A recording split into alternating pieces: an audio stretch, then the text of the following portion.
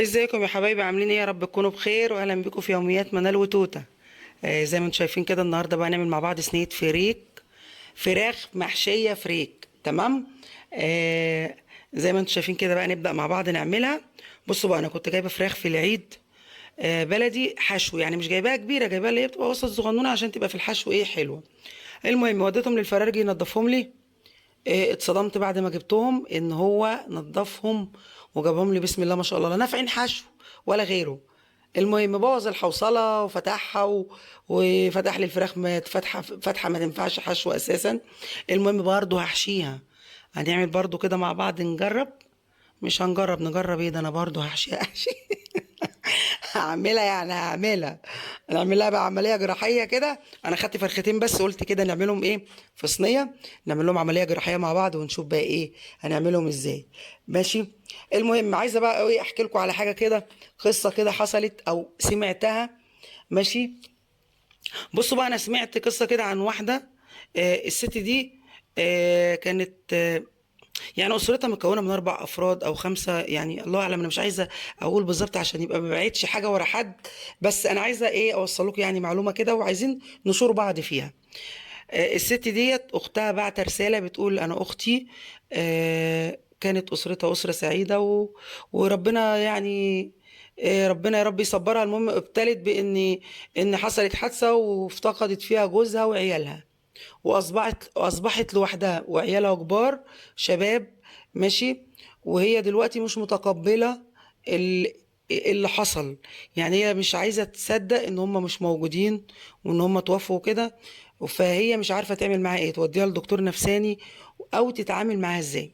فانا بصراحه يعني ايه الرد ما كانش عاجبني قوي. بمعنى ان هو ان شاء الله تنسى ومع الوقت خلاص هتنسى، لان يكون ربنا خلق النسيان عشان كده والكلام دوت وان شاء الله ربنا يقويها وتنسى، يعني بمعنى اصح ان هو كان النسيان الحل الوحيد. هو طبعا اكيد ربنا جعل لنا النسيان ده عشان ربنا يخفف علينا الابتلاءات اللي بتجيلنا او بتيجي للناس. فاهمني ان ربنا يهون على الناس المشاكل او الظروف اللي بتتحط فيها. ف... فانا بصراحه الرد ما كانش يعني مش عاجبني قوي. فانا بشوركم بمعنى ايه، بمعنى ان لما حد يسالنا في حاجه زي كده او اي سؤال، لازم احنا واحنا بنجاوب عليه نكون قد ان احنا نساله. انا مش هكدب عليكم، انا مش هقول لكم ان انا دارسه دين او حاجه فانا هفتي او اقول حاجه مثلا، لا احنا هنتكلم مع بعض باللي هو الطريقه العاديه، احنا بشر.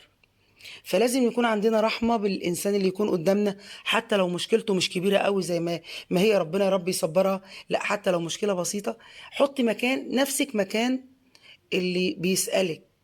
فحتى وانت بتكلميه لازم بيكون حاسس ان انت حاسة بيه. انت مش بتردي على سؤال قصة خيالية، انت بتردي على سؤال حاجة واقعية وحاجة حاصلة فعلا لبني آدمة، وما عندها ضرر وضرر مش هين. فمثلا لما حد يجي يسالنا في حاجه زي كده، هنقول له ايه؟ يا جماعه احنا انا بكلم بالطريقه العاديه بتاعتنا احنا. ربنا يصبرها، حاولي تكوني جنبها، حاولوا الاسره تكون جنبها، تحاول تنسيها، حاولوا ان هي تخلوها تلتزم في الصلاه، تسمع احاديث، تشوف الانبياء كانوا انبياء ومرسلين من عند ربنا، وربنا معظمهم بكل شيء على الارض وفي الدنيا وفي الاخره. فربنا كان اكتر ناس كانت مبتليه على الارض كانت الانبياء. تمام. فاحنا نكلمها من الحته دي، نخليها تصلي في الجامع، ما تصليش في البيت، تصلي في الجامع. هتختلط بناس بتصلي قدامها، بست هتكون دارسه دين، واحده هتكون مثلا عندها حديث تسمعه لها يخفف عنها. ماشي.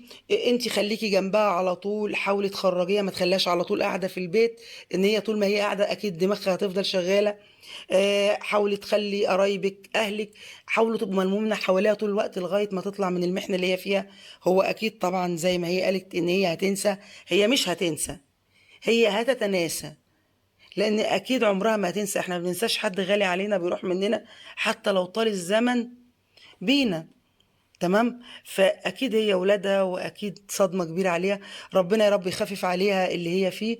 وهي لو سمعاني او الرساله دي تكون واصله لها، احنا انا بدعي لك، واكيد والله انا لو ليكي رقم، لو عارفه اوصل لك والله لا اكلمك واحاول اطلعك من اللي انت فيه، لان احنا اكيد كلنا مبتلين، وكل واحد على بالاختلاف الابتلاء. في ابتلاء مرض، في ابتلاء موت، في ابتلاء حاجات كتير قوي، في ابتلاء مشاكل، في ابتلاء حاجه تكون مخانقاكي ومضايقاكي بتبقى اسخن من الموت والفرقه. كل واحد فينا عنده ابتلاء بشكل مختلف عن التاني. بس انا حاسه بمشكلتك لانها مشكله كبيره، وفعلا فعلا انا بقول لك ربنا يصبرك يا رب. وانت يا اختها اللي كانت باعته الرساله، هي ما كانتش بعتها لي، هي كانت بعتها لحد. وانا بصراحه يعني انا الرساله دي بجد يمكن مأثرة فيا قوي وتعباني، وانا زعلانة عليها جدا. بس انا بحكي لكم، يعني مثلا انتوا بتحكي لنا المشكلة دي ليه، او بتحكي لنا الحكاية دي، الحكاية دي صعب مثلا. انا بحكي لكم لسبب. انا عايزة لما يكون حد بيشكي لنا من حاجة او بيحكي لنا حاجة، نكون عندنا رحمة بيه، ويكون عندنا احساس بان احنا لما حد يحكي لنا لا نكون قادرين نرد على سؤاله بمعنى ان احنا نوصل له ان فعلا احنا حاسين بيك، يا اما ما نردش باللي هو ايه باللي احنا بالعادي. لا انا مش هرد بقى، تمام. لا نرد على الناس بانك ربنا حبيبتي يصبرك، وانتوا خلوا بالكم منها وحاولوا تخرجوها. وبلاش، هو الدكتور النفساني هيكون عبارة عن ايه؟ الدكتور النفساني هيمشيكوا على خطوات برضو، هيقول لكم خليكوا جنبها، هيديها مهدئات وحاجات هتوصلها لحاجات. في ناس بتحتاج لدكاترة نفسية كتير، وفي ناس بتبقى الدكاترة النفسية ليها ممكن تكون مضرة. حالة زي ديت هتخش في اكتئاب، وهتخش في علاج نفسي، ان هي محتاجة مهدئات وحاجات دي، والمهدئات بتوصل لحاجات كتير وحشة. لا احنا ممكن نكون جنبها ونحاول نعوضها، اه نعوضها بان احنا نشغلها. اكيد محدش بيبقى عوض حد، لان هي ابتلاءها صعب يا اختها. لو رب يا رب تكون رسالتي توصل لك وتسمعيني، ان هي اكيد، لان لو لا قدر الله لو واحد كانت هتستند على التاني، لو اتنين كانت هتستند على التالت، فهي اصبحت افتقدت عيلة كاملة. فهي المفروض ان انتوا بقى اللي تعوضوها عنها. وانت من واضح ان انت ان هي اختها، من واضح ان هي حنينه وخايفه عليها. لا واسيها وخليكي جنبها، خرجيها من اللي هي فيه. يا جماعه عايزاكم تقولوا لي رايكم، اللي يسمع الفيديو بتاعي يا ريت يعني يقول لي رايه ايه في اللي انا بقوله. ان انا ممكن اكون بحكي مشكله ما حدش قال لي ان انا احكيها، او هي جت قصادي بالصدفه. بس بصراحه هي شغلتني القصه دي، وشغلني اكتر ان انا عايزه نكون عندنا رحمه باللي قدامنا. زي مثلا لما بيقابلنا حد في الشارع ماشي، وتيجي تكوني عايزه تراضيه، وحد مثلا يقول لك ايه، يا ست ما يروح يشتغل. انت بتديله ليه؟ انت كده بتشجعيه. ممكن فعلا تقابلنا ناس تكون فعلا محتاجه ومش عارفه تشتغل، تكون محتاجه ومش قادره تشتغل. وبعدين هو ربنا سبحانه وتعالى قال ادي السائل ولو على جواد، يعني لو على حصان وجايلك كده بشكل وهيبة وحاجات كده مفيش منها، بس طلب منك السؤال، وطلب منك انك تديله حاجة وقادرة تديها له، اديها له. لان انت بتدي لربنا، ما انت مش بتدي للي قدامك. لان هو ربنا طلب مننا ان احنا نراضي اللي قدامنا ونكون رحمين بالناس. انت مالكيش دعوة هو يعمل بيها ايه. انت بتدي لله، مش بتدي لو الناس هتعامل الناس بمعاملتها او بشرها او بمشاكلها او بظروفها او بتعاملها، اكيد ان احنا مش هنعامل البشر. لان اكيد مرينا بظروف كتير مع ناس وحشه، ومع ناس بتعامل وحش، ومع ناس بس ربنا قال نكون رحمين وملناش دعوه. احنا انت تدي لله. فده قصدي بمعنى ان احنا عايزين نكون رحمين باللي قدامنا.